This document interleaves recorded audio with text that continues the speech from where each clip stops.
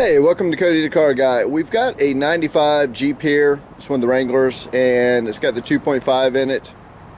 One of the problems it was having is it had a weird oil leak. As you see, it made a nice mess down below.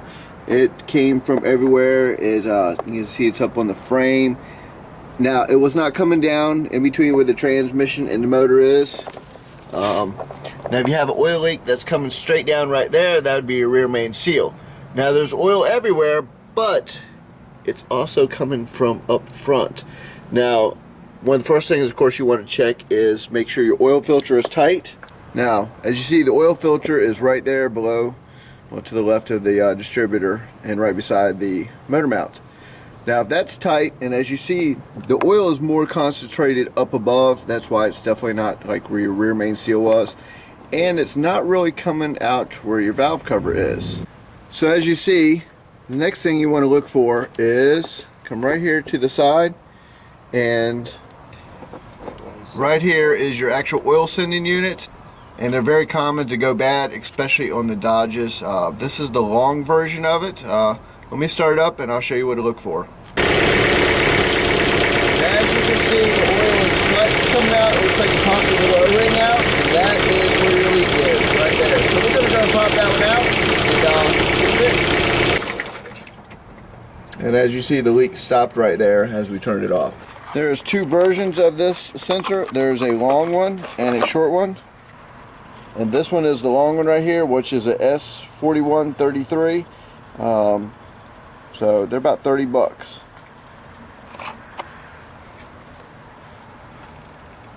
Yep, that's the part number right there.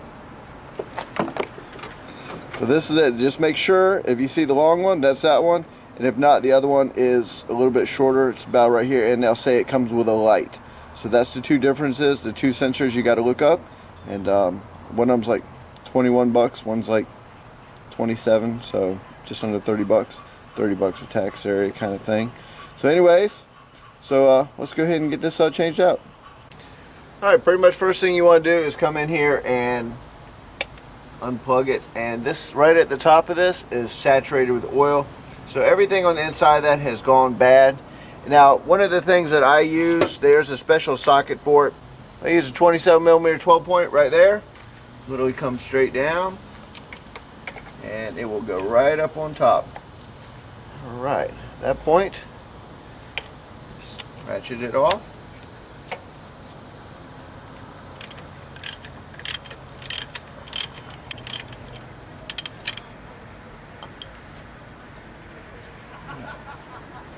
Once we get this bad boy out here, get the new one in, we are done.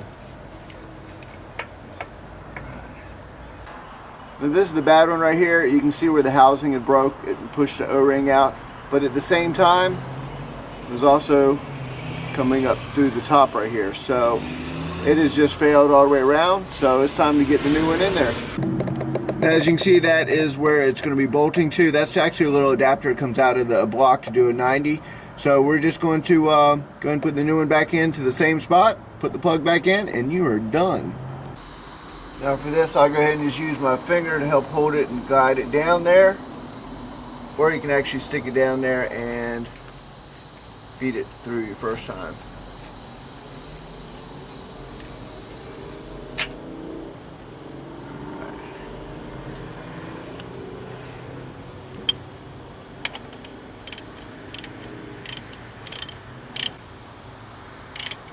Now this sensor is actually a tad smaller than the factory one, so it's a little bit different to put it on. You have to tilt it just a hair.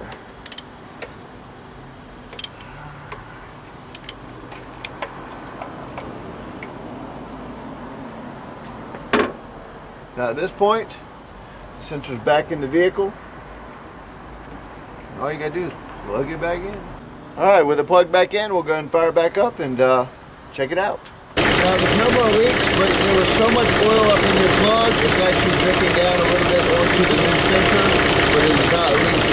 So that's just residual, that's just how much oil was actually up in the plug. Now as you saw, there was no more oil leaks coming down off of the block, so sensor was the problem.